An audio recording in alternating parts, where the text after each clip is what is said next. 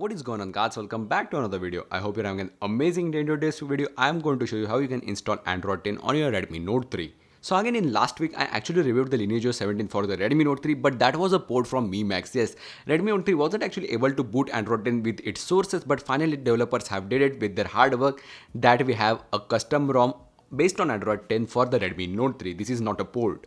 So again over here pretty much everything is working except for Volti and another stuff or few of the bugs that we have to actually check. Developers just can't with our daily use. So again over here, as you can see, looks pretty much the same. Again, the G apps are not working over here, so that might be a big issue. But you can actually try pushing the Google Play services yourself or trying like different G apps such as for example Bit G apps. But I just didn't had any kind of time to check that cause my power button is completely busted. I can't actually turn off this phone easily. So again, just taking a look throughout the ROM, pretty much just amazing. The performance still holds up after like so many years. This phone was, I guess, launched in 2016.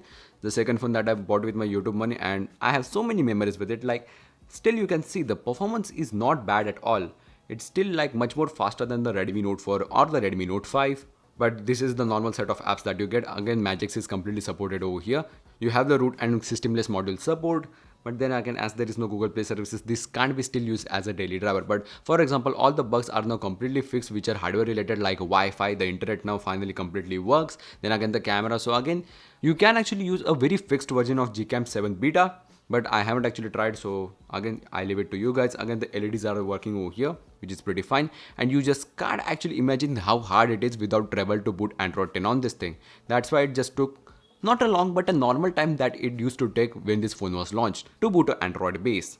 But again, this chip is ancient, so everything is working over here. The internal storage encryption is still a bit weird, like I can't still rename stuff in internal storage and stuff. I still can move or copy, so that's one of the bugs. Then again, let's just hop onto the settings app directly, and I'm completely connected to my Wi-Fi. So as you can see over here, Devang, I can share it or just scan a new one right over here. So all the Android 10 features are present, are working.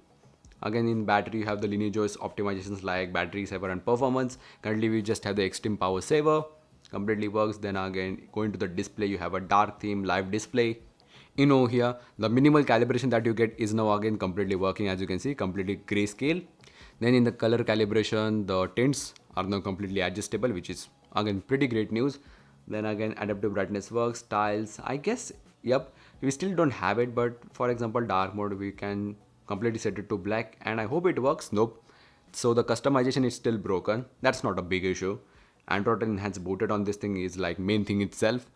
So again, rotation settings pretty great. Expanded desktop, double tap to wake and sleep. I don't think it works. 1 2. Oh, wow, it works. So again, coming back, sounds work, storage works, privacy. This is like a complete new thing that you get in Android 10. But you also have the Lineage OS device trust right over here, as you can see. Then again, it completely controls the root access, encryption, your kernel enforcing just right over here. So again, pretty great addition by a custom ROM developers. Then again, just going through the system and stuff, you do not have gestures. In order to use them, you have to actually disable the navbar, which can be easily done by build prop. But even if you go to the buttons, pretty much everything is just the same that you used to get in Lineage OS ROM. So directly go into the about phone section. As you can see, Android 10, Lineage OS 17, November 10th build. So again, this build is like just yesterday old. And I have been testing this ROM for a day and just pretty much no major bugs over here at all. But as you can see, the security patch right over here is October 5, so pretty old. Doesn't really do that much for an older phone like this, but Android 10, here is the Easter egg. And that's pretty much it for Lineage OS 17. Now how to install it. The installation is now pretty much just straightforward. You have to just go to your recovery, which I can't do cause my power button is just completely messed up.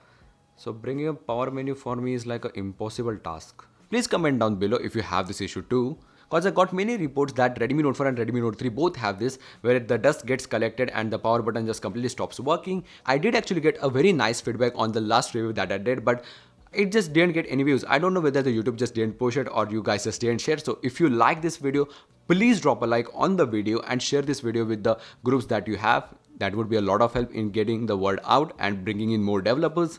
But let's just go to the recovery by holding on your volume up and power at the same time. Now you can use any kind of your favorite recovery right over here, like Orange, Fox, Red Voice or the Twerp, but the latest version of the Twerp is actually recommended right over here. So again, you have to just make sure that you are decrypted. That is one of the necessities in order to boot this ROM. Otherwise, you might face some issues while operating the internal storage while the ROM is booted. but you can just directly do a factory reset right over here. But for us, we can just directly wipe our system, dynamic cache, data and the cache right over here. If you are decrypted, no need of internal storage to be wiped.